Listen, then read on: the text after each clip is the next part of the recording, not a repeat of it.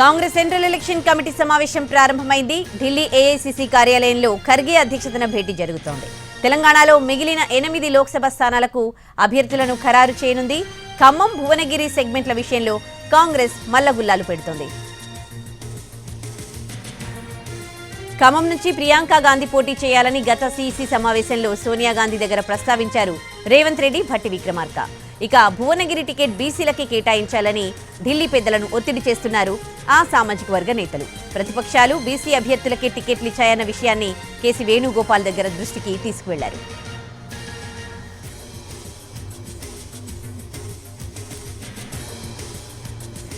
ఉమ్మడి నల్గొండ జిల్లాలో 2 ఎంపీ స్థానాలుండగా 1 రెడ్డి సామాజిక వర్గానికి కేటాయించారని, కనీసం భువనగిరి సీటైన ఓబీసీలకు ఇవ్వాలని డిమాండ్ చేస్తున్నారు.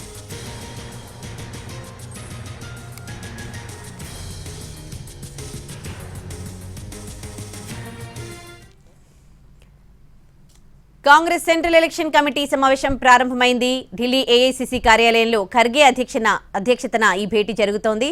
ఇక ఇదే అంశానికి సంబంధించి పూర్తి డీటెయిల్స్ మా ప్రతినిధి ప్రసాద్ లైవ్ లో అందిస్తారు. ప్రసాద్, సమావేశం ఎలా జరుగుతోంది? ముఖ్యంగా ఈ ఖమ్మం, భువనగిరి ఈ స్థానాలకు సంబంధించి కూడా ఈ సమావేశంలో చర్చ జరుగుతున్నట్లు తెలుస్తోంది. ప్రియాంక పోటీకి సంబంధించి డీటెయిల్స్ ఏంటి?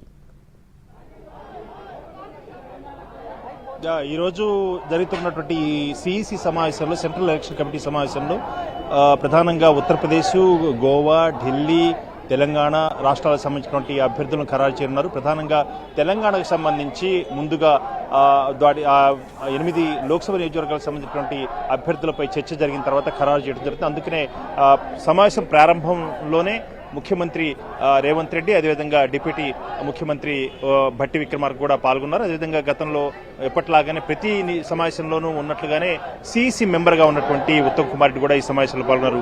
ఈ సమావేశంలో 8 లోక్సభ నియోజకవర్గాలకు సంబంధించి తెలంగాణలో కాంగ్రెస్ అభ్యర్థులను ఖరారు చేయనుంది. ప్రధానంగా ఖమ్మం, భువనగిరి.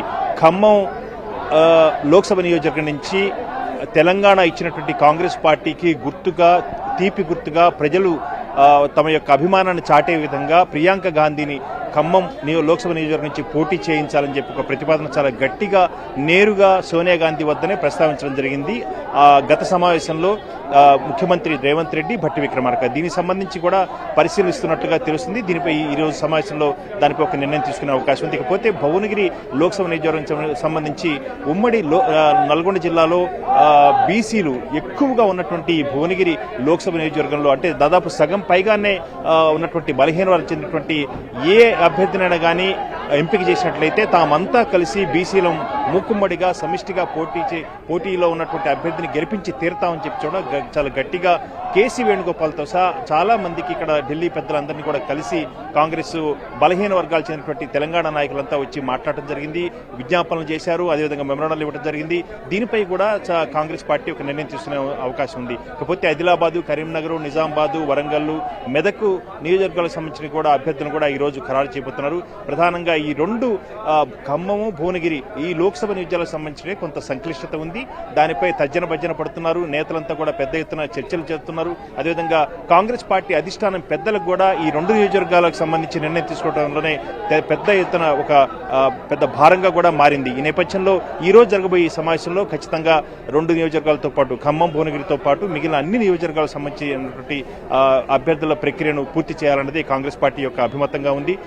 ఈ రోజు ఈ నిర్ణయం తీసుకోవడం జరుగుతుంది. ప్రధానంగా ఈ భువనగిరి నియోజకవర్గం సంబంధించే ఈ రోజు తీసుకుపోయే నిర్ణయం చాలా కీలకం కాబోతుంది. చాలా మంది ఇక్కడ ఆశావహులు, అంటే అక్కడ ఆ జిల్లాలో ప్రధానంగా ఉన్నటువంటి కోమటిరెడ్డి బ్రదర్స్ తో సహా ఇతరత్ర ఉన్నటువంటి పెద్ద నాయకులంతా కూడా ఈ భువనగిరి లోక్సభ నుంచి అభ్యర్థిగా ఆశిస్తున్నారు. ఆశావహులు చాలా మంది ఉన్నారు. దీనికి సంబంధించి వడపోత కార్యక్రమం ఏ రకంగా చేస్తారో, అభ్యర్థిని ఎవరిని ఖరారు చేసే అవకాశం ఉందన్నపై చాలా ఉత్కంఠత నెలకొని ఉంది.